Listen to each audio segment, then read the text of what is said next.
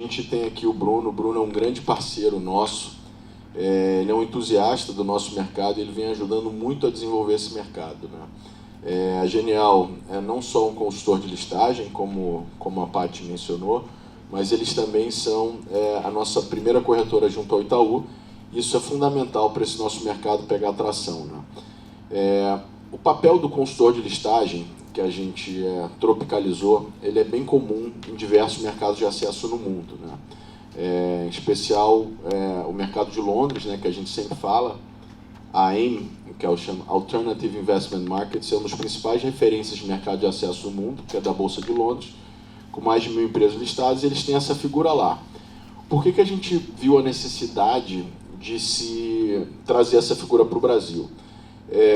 O Brasil, vocês sabem, um IPO médio na Bovespa é da ordem de 1.4 bi de captação, né? E os grandes coordenadores, os grandes originadores e estruturadores dessas ofertas são os bancos.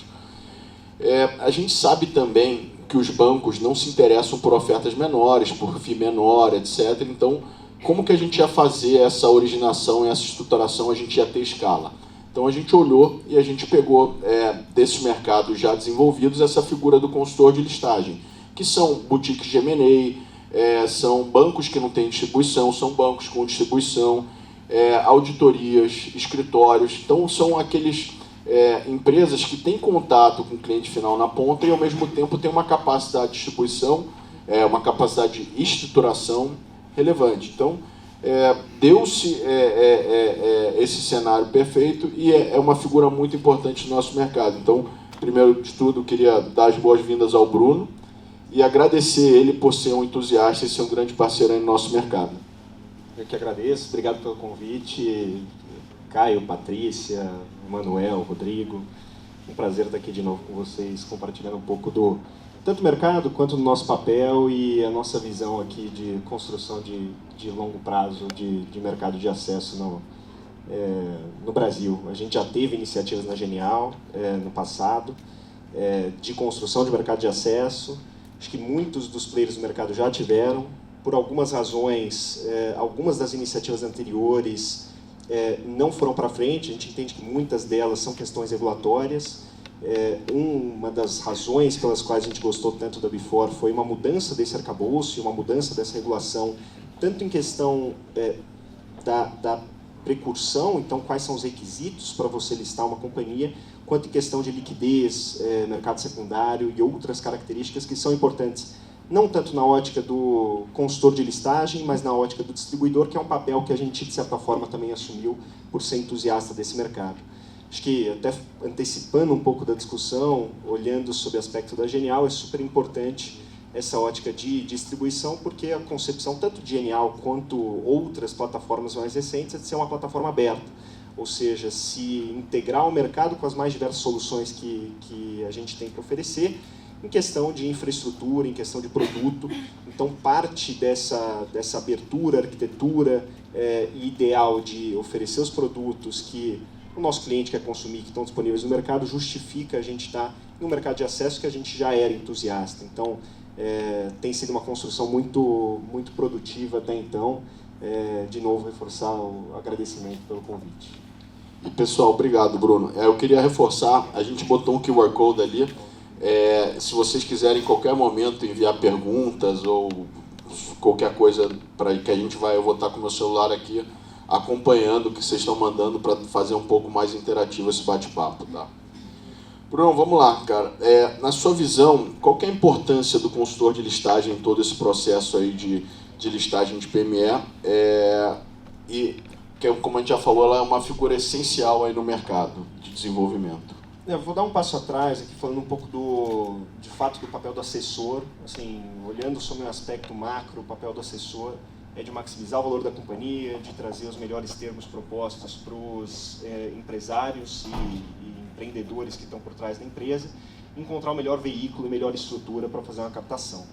Então, nessa última fase, que a gente fala de encontrar o melhor veículo e estrutura para fazer a captação, é que entra um veículo de mercado de acesso, um veículo que é diferente do que convencionalmente a gente vê no mercado. Então, nesse ponto específico, que o papel de assessor passa a ser o papel de consultor de listagem, e aí as demais funções se acumulam. Então, encontrar o melhor valor para a companhia no curto, médio, longo prazo, você encontrar a melhor estrutura, encontrar um conjunto de sócios que faça sentido e que tenha uma visão semelhante à companhia, no sentido de serem um sócio de longo prazo, ou um sócio que tenha a mesma intenção do que os sócios fundadores. Então, todo esse processo é feito via assessor e via consultor de listagem.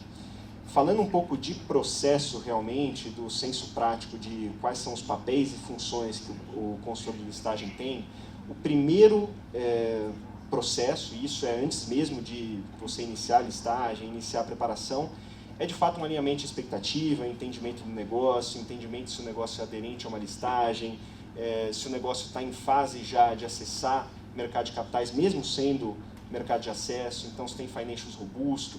Então tem toda uma análise prévia e preparação que são super importantes e não necessariamente você já está nessa fase de listar e de preparar a companhia em termos de documentação. Então essa é a primeira etapa. Nós, como consultor de listagem, a gente pode fazer tanto internamente, por exemplo, com nossos canais de distribuição, ou com o próprio IB, entendendo se de fato aquela companhia está no momento, se o mercado é aquecido, ou de fato sondar mercado. Então fazer um market sounding, com parceiros, com clientes, com institucionais, se de fato existe demanda para aquela companhia e a gente conseguindo trazer ela ao mercado, de fato a gente tem uma chance de sucesso grande numa oferta pública. A segunda etapa é uma etapa de fato de preparação, então de valuation, de preparação de materiais, de acesso ao mercado de uma forma mais formalizada, e isso é feito junto, tanto consultor de listagem quanto empresa. Então também é um trabalho bastante intensivo da empresa de fornecimento de tese e todos esses materiais para a gente construir essa tese de investimento junto e acessar mercado. No final dessa etapa, ela pode se desdobrar em dois casos. Empresas que precisam de um âncora ou não precisam de um âncora para fazer a captação. As empresas que precisam de uma ancoragem, ou seja, de um investidor âncora de referência, porque algumas teses de fato vão demandar isso até para dar mais segurança para o minoritário, vão se desdobrar nessa proposta e nessa formalização de ter um âncora na oferta, e aí a gente vai para a próxima etapa, que é de fato a preparação de documentação, do diligence, os anexos da 88 que são necessários, prospecto, formulário de listagem, e adequação de acordo de acionista, política de governança interna. Então tem alguns requisitos e aí é muito mais uma etapa jurídica. Chegando no final desse processo, é o protocolo, tanto para a listagem da companhia quanto da própria companhia, para a gente de fato iniciar a listagem. A captação é de até 180 dias e aqui que o trabalho do assessor acaba tendo uma interlocução muito grande com a parte realmente de intermediário. Então, no caso, a gente assumindo esse papel de intermediário, o nosso IB, junto com a distribuição, tem uma interlocução grande para, de fato, fazer a distribuição desses ativos no mercado. Tendo um âncora, esse âncora, via de regra, já vai ser público dentro do prospecto, você já vai ter essas informações divulgadas de quem que está ancorando aquela oferta. Isso, inclusive, apoia e auxilia essa etapa de distribuição e é prévia justamente essa discussão de canal. Então, todo esse processo é muito intensivo em discussões com a própria companhia e em preparação. Então, é um processo que muitas vezes não começa necessariamente na listagem, começa antes. A gente sempre fala que existe uma etapa antecedente de auditoria, de discussão, que, via de regra, é bastante intensa e bastante extensa que a gente passa. Então, no final das contas, parece que é só uma listagem, mas existe todos esses pontos que são super relevantes para assegurar e dar mais assertividade na possibilidade de sucesso da companhia nesse processo como um todo. Começa bem antes esse processo, né? Bruno, por que a Genial decidiu entrar aí nesse mercado apoiando a IPO de pequenas e médias empresas? Eu acho que tem uma restrição aqui no Brasil em investimento em pequenas e médias empresas, tanto uma restrição a nível de realmente capital, de mercado, de instrumento. Eu acho que essa parte do instrumento é uma das nossas teses de que, de fato, a Before ajuda a destravar. As pequenas e médias empresas são muito dependentes aqui no país de crédito privado, então existe realmente um gap se a gente comparar com países ao redor do mundo desse mercado. Se a gente olhar, por exemplo, o que você tinha em mercado de capitais no Brasil até 2010, até 2015, você ainda tinha um ambiente muito restrito a pessoas físicas, principalmente, Você teve 800 mil a 1 milhão de investidores cadastrados na B3 durante muito tempo, e esse patamar saltou desse 1 milhão para 5 milhões, e isso foi um salto super relevante. E a gente entende que isso é uma das destravas de valor, junto, inclusive, com um veículo que é mais assertivo, com túnel de preço, com possibilidade de liquidez no mercado secundário, com realmente um processo que é diminuto para a companhia. Então você tem um prospecto que é menor, você não tem a necessidade de ter uma área de RI, auditoria anual ao invés de semestral e trimestral, aliás, que de fato geram ganhos e de fato diminuem custos para que a gente consiga viabilizar o mercado. Então, um pouco do racional de a gente se conectar e apostar nessa iniciativa não só porque a gente entende muito valor e vê muito valor no mercado de acesso, mas porque a gente entende que o arranjo regulatório que a Bifor chegou é bastante favorável para que de fato essa iniciativa pare de pé e engrene no Brasil. Obrigado, Bruno. Eu vou aqui tem 2 perguntas aqui, eu vou adicionar junto dessa minha próxima, né? O Eduardo perguntou se a gente é agnóstico em relação ao setor e qual é um sweet spot aí para a gente. Então eu vou adicionar quais são as atividades realizadas pelo consultor de listagem, né? E se você puder também responder essas 2 perguntas, eu acho que compõe muito bem aí nessa resposta. Via de regra é agnóstico com relação ao setor, assim, mas essa discussão prévia e essa análise prévia sobre a aderência da empresa no mercado e a disposição do mercado de efetivamente tomar uma oferta ou comprar uma oferta daquela companhia são discussões super relevantes para você não engajar num processo que no final das contas não tem um setor que seja atrativo para investidores, por qualquer que seja a razão. Então, grande parte dessa construção prévia é o entendimento da aderência da empresa com o mercado. E a gente é realmente muito agnóstico em relação ao setor. Todas as discussões, você pode ser super abrangente, mas a gente vai precisar entender realmente, existe racional para esse investidor entrar? Então, tem muitas pessoas, assim, tem muitas discussões que a gente já teve de, o empreendedor quer fazer quase que uma oferta secundária, tem uma restrição ou não tem muito use of proceeds. Grande parte dessa narrativa e dessa tese de investimento, qual que é o racional da captação, para que vai ser utilizado, qual que é o racional de ter um minoritário, como é que você vai gerar valor ao longo do tempo para esse minoritário, são muito mais importantes do que a discussão de setor e a discussão de tese específica. Então essa construção ela acaba sendo mais relevante. E às vezes existe a possibilidade, por exemplo, você tem uma oferta secundária, mas existe uma tese de que a companhia vai acabar gerando valor para o minoritário, seja qualquer a razão. Então, a companhia é super geradora de caixa, ela acaba crescendo, pode fazer uma oferta secundária e a gente quer trazer novos sócios. É uma coisa que faz sentido, desde que para o minoritário também acabe fazendo. Então, toda essa análise prévia, ela é mais importante do que essa discussão de setor e de porte que a gente procura. Então, sobre porte, por exemplo, você tem todo tipo de tamanho de companhia. O tamanho da companhia ele vai variar a estratégia, via de regra, para fazer a captação. Então, por exemplo, se eu falo de uma captação de 100 milhões de reais, que é o teto da banda, muito provavelmente você vai precisar de um âncora. Então, de um processo de ancoragem, trazer algum institucional, algum family office, algum veículo que de fato ancore aquela oferta para você fazer o restante da distribuição. Ofertas menores é outro rito que vai ser requisitado e que vai ser necessário. Então, essa estratégia ela vai variar de acordo com o tamanho da companhia. E ela é elaborada na fase inicial de discussão também. Então, nessa fase de diagnóstico, entendimento de aderência, a gente desenha, faz um cronograma, faz uma estratégia, e entende o que vai ser necessário em cada uma das etapas do processo e como é que a gente vai estruturar de fato, que é o papel do consultor de listagem, essa estruturação da oferta. O Bruno, eu tinha feito também as atividades realizadas, boa parte dessas você já respondeu na primeira, mas se quiser dar um resuminho só para deixar mais claro. As etapas principais, então, você tem um conjunto de documentos que são necessários, alguns para Bifor, alguns para o mercado. Eu vou passar pelos principais aqui e as fases que a gente elabora. Então, tem essa fase, de fato, de diagnóstico e entendimento de aderência. A segunda parte é de valuation e de preparação de materiais e de management presentation, então a gente realmente vai no mercado, acessa os investidores com esse material.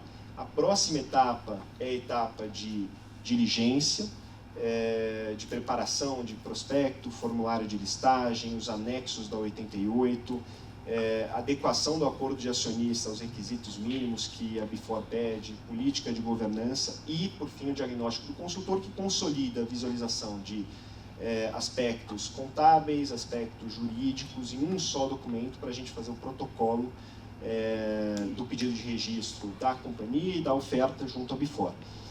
Nessa etapa, a Before tem até 60 dias para fazer a aprovação. Pós-aprovação, a gente inicia a oferta pública de até 180 dias. Então, o rito inteiro é esse. Tem algumas etapas que podem ser antecipadas. Então, por exemplo, a auditoria é realmente um dos maiores gargalos e é importante que seja antecipado. A gente entende que a auditoria, invariavelmente, para acessar o mercado de capitais é uma etapa super importante, acaba sendo uma etapa super importante até para o mercado de crédito, que diminui o custo de crédito e tem impactos relevantes para a empresa. Então, muitas das vezes, quando a gente inicia as discussões preliminares, a gente já começa a sugerir que a empresa comece essa etapa de auditoria. Então, de preparação, de fato, a primeira etapa seria a auditoria e, subsequentemente, seria essa preparação de material e acesso ao mercado, depois jurídico. É uma societária também, né? Exato. Uma casa. A gente vai falar um pouquinho depois, mas acho que você sabe melhor do que a gente. Exato. O Rafa do Machado Meyer, ele vai ter um painel daqui a pouco, mas é uma parte muito importante aí do processo, do tripé que a gente fala, a parte financeira, a parte da auditoria, a parte legal. Estão chegando várias perguntas aqui, eu vou deixar para o final, porque tem a ver, são as perguntas aqui que fazem sentido, mas eu acho que valem ser respondidas isoladamente. Bruno, o que é fundamental quando a empresa vai escolher o consultor de listagem? O que ela tem que considerar, levar em conta? Eu acho que o principal ponto aqui é a estratégia e estrutura que vai ser levada ao mercado. Então, assim, na hora de você escolher o consultor, de fato é um trabalho de assessoria, é um trabalho intensivo, é um trabalho que exige uma determinada estratégia que seja assertiva. Então, como eu comentei com vocês, se você vai fazer uma captação de 100 milhões de reais, você precisa de uma estratégia diferente de uma captação de 20 milhões de reais. A estrutura e esse cronograma, e essa elaboração e essa transparência são pontos super relevantes na hora de escolher o consultor. E as estratégias variam de consultor para consultor. Então, se a gente entrar nesse mérito, ele acaba sendo o mais relevante deles. Então, qual que é a estrutura, qual que é a estratégia e como é que vai ser levado ao mercado. Fora isso, porte, conhecimento do setor, acesso a investidores, são pontos muito relevantes, principalmente quando você tem um anchor e não está falando de colocar em um canal de distribuição para vender o ativo, eventualmente para pessoas físicas ou investidores menores. E toda essa etapa de elaboração da tese também são importantes. Então, a escolha do consultor de listagem, acho que o primeiro ponto que eu levantaria é a estratégia para acessar mercado e a segurança que você tem naquela estrutura como um todo. Então, a Genial, e falando um pouquinho do papel da Genial aqui, entrou muito com esse foco de consultor de listagem, inclusive foi nosso foco inicial de consultor de listagem, posteriormente de intermediário. A gente teve origem no mundo de investment banking com sócios egressos do Pactual em 2009, então nasceu como banco de investimento e posteriormente abriu a corretora, foi comprando licença de corretora e foi diversificando para essa parte de distribuição também. Então grande parte da nossa origem aqui fazer esse trabalho de assessoramento de companhias, não só em o que a gente chama de middle market, mas de fato de ofertas maiores. Então a gente trabalha em ambos os segmentos, que fez, por exemplo, oferta de EMAI, Eletrobras, fez algumas ofertas bem grandes, fez ofertas menores, M&A e etc. Então a gente é bastante, de novo, agnóstico com o setor. O importante, obviamente, desse porte é para dar robustez, dar celeridade ao processo, dar maior conhecimento sobre os ritos e eventuais discussões que podem surgir no processo. E foi muito da nossa construção ali junto com a Before. Obrigado, Bruno. Vamos aqui para algumas perguntas. Eu acho que eu vou tentar colocar a gente tem aqui umas 4, eu vou tentar resumir, fazer uma. Basicamente em relação à preparação, então, o que vocês fazem de material, o que vocês ajudam a empresa nessa fase. É uma pergunta em relação ao FII e como a questão do valuation também. Como que vocês fazem? Se é baseado em DCF, baseado... Qual que é a lógica por trás de um consultor de listagem construindo essa dinâmica de preço aí? Tá, materiais. Via de regra, você vai ter um material que é para oferta, que é o pitch deck, que é necessário, de fato, na hora que você protocola e é material da oferta. Quando a gente fala de materiais, eventualmente para uma apresentação do management com eventuais investidores que vão ser âncoras da oferta, existe um material que é mais robusto, que seria muito similar a um processo privado de um CIM, que é um grande resumo da companhia e da tese de investimento da empresa, que a companhia vai circular junto a esses potenciais investidores. Então, de fato, esse é o material mais robusto que a gente elabora, esse CIM, que é uma apresentação de slides grande, construída junto com a companhia, por isso que eu falo que é, de fato, um trabalho bastante intensivo da própria companhia em fornecer informações e a gente conseguir construir essa tese de investimento. E o segundo é o valuation. O valuation, ele depende muito da empresa para a metodologia que vai ser escolhida para fazer o valuation. Então, você pode ter uma empresa de growth que vai ser muito mais uma métrica, eventualmente, de receita, um múltiplo de saída, você vai ter múltiplas métricas que você pode utilizar. O DCF é uma métrica que vai ser utilizada geralmente para empresas mais geradoras de caixa ou com potencial de gerar caixa em um espaço mais curto de tempo. E você entra nas minúcias do DCF, mas obviamente nesse caso a gente é super diligente e constrói com bastante robustez o que seria a projeção financeira junto com a empresa, na verdade as projeções operacionais, depois vai construir as projeções financeiras. Via de regra, em todo o valuation você vai ter essa parte de DCF, você vai ter os transaction comps, que são os comparáveis de transações privadas do setor, e o trading comps. Assim, então, de fato, existe um processo bastante grande de laudo de avaliação da companhia e entendimento do valor daquela empresa. E, posteriormente, com âncora, também é super relevante esse processo de precificação, porque se a gente está falando de uma oferta que tem um âncora, obviamente você tem um laudo, entre muitas aspas, que vai passar por um crivo do mercado e você recebe o feedback de preço.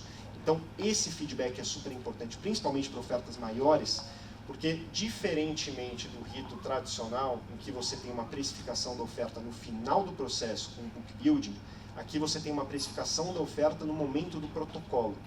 Então, se você está falando de uma oferta maior, a construção de preço do banco precisa passar por um crivo de mercado.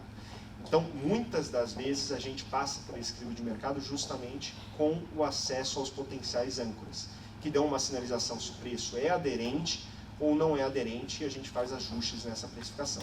Então tem essas duas etapas. Uma, de fato, é na cozinha, então que a gente pega as projeções da companhia, faz o crivo, chega numa taxa de desconto, faz um laudo, e a outra é o crivo do mercado. Tá bom. O Bruno, tem mais uma aqui, essa aqui é super interessante. O material para roadshow são destinados principalmente aos âncoras. Para o investidor de varejo, tem algo mais didático? O pitch deck ele é mais didático e mais voltado para o investidor de varejo, mas o investidor de varejo ele acessa esse material no pedido de registro.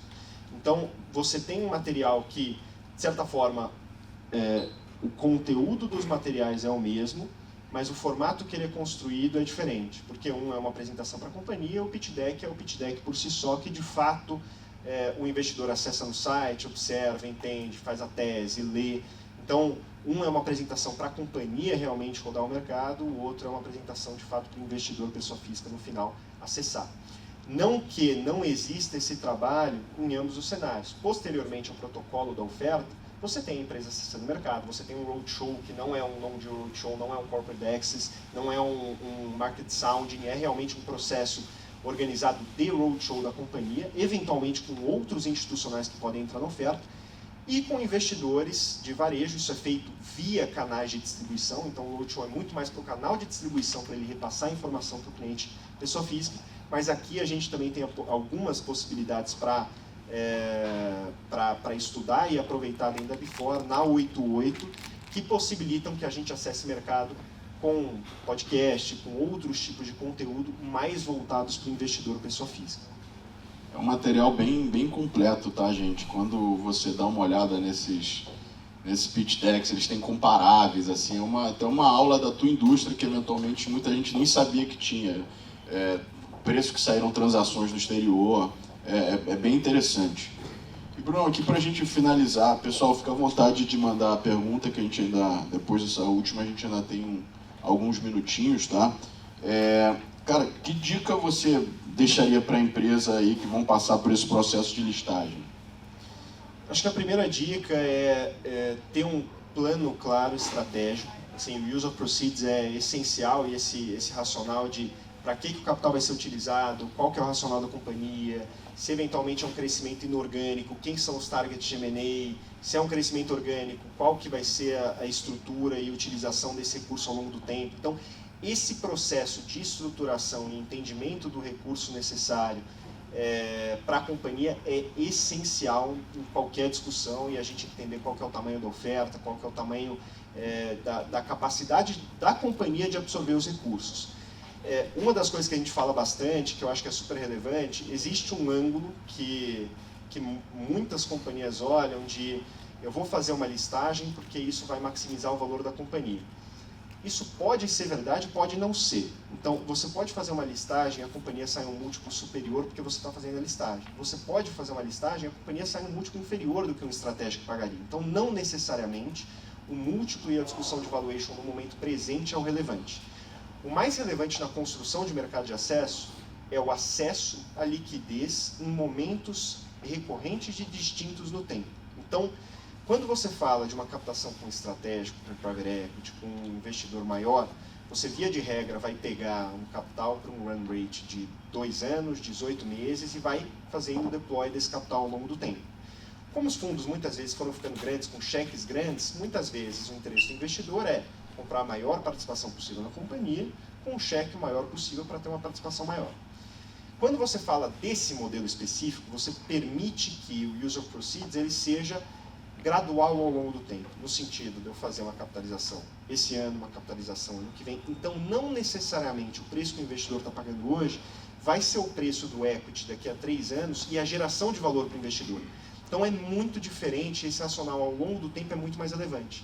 Se eu faço uma capitalização hoje, aumento o EBITDA da minha companhia em 30%, e ao mesmo múltiplo EV/EBITDA no ano que vem faço uma outra capitalização, e daqui a 2 anos faço uma outra capitalização, o valor de equity que você vai ter gerado por ter dividido esses aportes ao longo do tempo e remarcado esse valuation ao longo do tempo é muito mais relevante do que a discussão em D0 de qual que é o múltiplo que o mercado está pagando.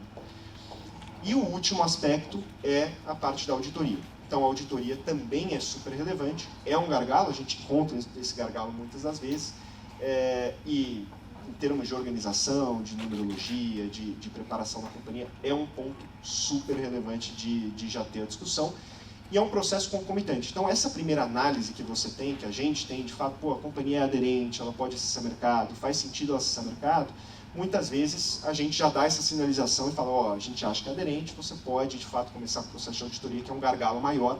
Então, muitas vezes essa etapa é concomitante. A gente começa nas discussões, dá um sinal verde e a companhia começa a se preparar. Mas para companhias com faturamento de 50, 60, 70 milhões que acessam o mercado de crédito, assim, a gente já entende que é super relevante, independentemente da oferta ou não, você já ter esse processo adiantado. Bruno, tem mais 2 perguntas aqui. Uma a gente vai voltar na questão do FII, bastante gente perguntando aqui. Eu vou antecipar que isso varia bastante do trabalho que vai ter que ser feito, mas o Bruno pode dar um overview em relação a isso. E tem uma outra pergunta aqui que se você não quiser eu posso responder, eu respondo essa pergunta todo dia. Por que fazer uma listagem na Before e não vender para um fundo? Então, essas 2 perguntas aí estão com você. O FII varia muito, e o racional do FII varia muito, é que você tem 2 composições. Você tem a composição de fato, o trabalho de preparação dos materiais, então, de preparação de material, valuation, laudo, acesso a investidores. Quando você faz um acesso a investidores, faz um non-deal roadshow, é um trabalho muito robusto, então às vezes a gente vai para a companhia, vai para outros estados, fala com... Então, existe um trabalho grande nessa etapa. E você tem a parte de distribuição, que na prática é FII de canal e é muito menos negociável e é muito mais por volumetria. Então, essas são as 2 composições do FII. Como é que ele vai variar? Para ofertas menores, o FII acaba ficando mais alto, porque o trabalho de assessoria, de laudo e etc. é um trabalho fixo, com um tempo específico, e de fato a volumetria da oferta faz com que o FII percentual fique maior. Esse FII é diluído para ofertas maiores. Então, a dinâmica de FII, via de regra, é essa. Se é uma oferta que precisa de ancoragem, que a gente entende que precisa de ancoragem, também você geralmente vai ter um FII marginalmente maior por conta desse trabalho de acessar mercado. Mas é muito variável, é muito caso a caso, então não dá para cravar na pedra qual que exatamente é esse FII, porque varia muito nessa classificação. E adicionando aqui, esse FII sai sim alguém perguntou se sai da oferta, você vai descontar do valor captado, tá? E normalmente isso se dá no sucesso, né? Então, isso... no nosso caso é sempre no sucesso. Então a gente, na medida em que a gente faz um trabalho de entendimento da companhia e se de fato existe aderência no mercado, a gente, de certa forma, assume o risco da oferta, então a gente está totalmente alinhado nesse incentivo de receber no sucesso. Então a oferta saiu, a gente recebe o FII, a oferta não saiu, a gente não recebe o FII. É bem alinhado nesse sentido. Tá bom. Eu vou aproveitar, vou tomar a liberdade aqui e responder essa pergunta da questão de fundos, que me fazem sempre, né? Por que fazer uma listagem com a Before e não vender para um fundo ou para um estratégico? Vocês conhecem aí o processo muito bem, vocês sabem que vender para um fundo, eles vão exigir muita coisa de vocês. Vão exigir um liquidation preference, vão exigir um path to control, vão exigir X assentos no conselho de administração, vão exigir um desconto, vão exigir que vocês acelerem um plano de negócios de 10 anos em 2, vão querer dar um cheque muito maior do que eventualmente vocês precisam, porque é a dinâmica que funciona, tá? Então a gente fala que no nosso modelo você não precisa ceder nada disso. Caso você queira negociar com um estratégico para que entre via Before, você pode ceder tudo isso, mas via de regra você não precisa. Então isso é muito interessante. O próprio Otto da Masmu sempre fala, ele foi, antes ele tinha sido, ele conversou com vários fundos, né, de private equity, né, e os caras queriam exatamente dar um cheque muito maior do que ele precisava. E ele falou, eu só preciso de um cheque de X. Eu tenho convicção que eu vou entregar o meu plano de negócio daqui a um ano e lá na frente eu vou captar num valor muito mais alto, ou seja, minha diluição vai ser muito menor. Então eu não queria ceder, eventualmente, o controle, uma participação muito maior naquele momento que a minha empresa estava. Então por isso que ele decidiu ir para a listagem e foi uma decisão muito acertada de acordo com ele. Não sei se você quer complementar alguma coisa. Só complementando, acho que o propósito de você fazer uma venda para um fundo ou você fazer para um estratégico ou captar na Before, ele é muito diferente na origem. Então, para mim, não é necessariamente comparável, porque a proposta e o entendimento do investidor, do empresário sobre o negócio muda bastante. Assim, então, quando você fala de fundo, você pode dividir em duas classes de fundos. Você vai ter fundo global, vai ter fundo que é um investidor de longo prazo, você vai ter family offices, que são investidores de fato longo prazo, que vão contribuir com a história inteira da companhia. E você tem os fundos com prazo, que é um investidor meramente financeiro, que vai precisar fazer um desinvestimento em um determinado momento do tempo, que às vezes vai querer o controle da companhia, seja para levar para um IPO ou para vender para um estratégico depois. Os caminhos são muito distintos, porque quando a gente fala de uma oferta na Before, via de regra, a gente está falando de um investidor, um passivo de longo prazo. Então, a gente está buscando um investimento de longo prazo. Isso remete para o fundador, para o empresário, de que você vai ter um investidor de longo prazo, que você vai ter acesso mais recorrente ao mercado de capitais, mas de que a estratégia da companhia ao longo do tempo vai ser diferente. Então, você fazer uma venda para um estratégico, para um fundo que existe um prazo de desinvestimento, que tem todas essas condições, na prática não é muito comparável, porque são caminhos que o empreendedor vai optar que são totalmente distintos para o outcome daqui a 3, daqui a 5 anos para ele, que muitas vezes é a venda do controle, a venda da participação completa para um estratégico. No caso da Before, a oportunidade é de você ter um investidor junto com a companhia, capitalizado para ele materializar o plano de negócios.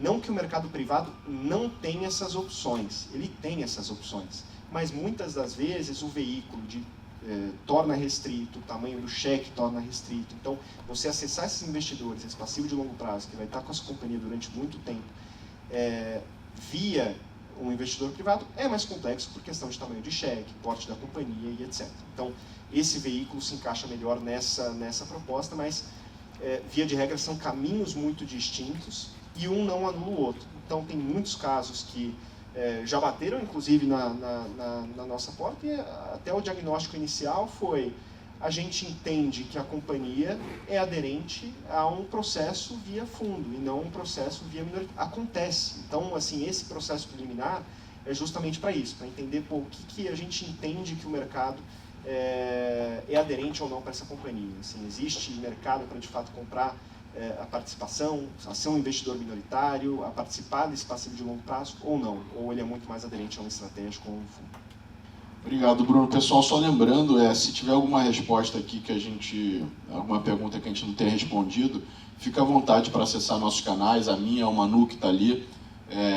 A gente vai dar o cartão aí no final.